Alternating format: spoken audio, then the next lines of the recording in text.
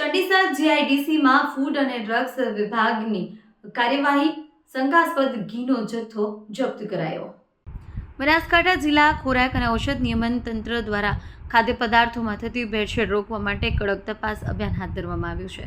કામગીરી અંતર્ગત 13 ફેબ્રુઆરી 2024ના રોજ designated officer T H. Patel, food safety officer E S. Patel તથા એચ.જે. ડામોરની ટીમ દ્વારા ચંડીસર જીઆઈડીસીમાં આવેલા પ્લોટ નંબર 195 પર કાર્યરત શ્રી સવાઈ મિલ્ક પ્રોડક્ટ નામની પેઢીમાં ઓચિંતી તપાસ કરવામાં આવી। પેઢીના માલિક વિપુલ કુમાર જયંતિલાલ પંચીવાલાની હાજરીમાં હાથ ધરાયેલી તપાસ દરમિયાન સ્થળ પર શંકાસ્પદ ઘીનું ઉત્પાદન અને વેચાણ થતું હોવાનું માલુમ પડ્યું હતું।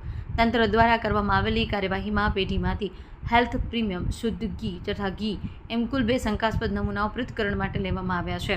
નમૂના લીધા બાદ અધિકારીઓએ બાકીનો જથ્થો સ્થળ પર જ જપ્ત કર્યો છે, જેમાં હેલ્થ પ્રીમિયમ શુદ્ધ ઘીના 500 મિલિયનના 2400 નંગ, જેની અંદાજિત કિંમત 7,78,375 થાય છે, જેની 40 કિલોગ્રામ લૂઝ ઘી મળી આવેલું અંદાજે ₹7,93,975નો મુદ્દામાલ સીઝ કરવામાં આવ્યો છે।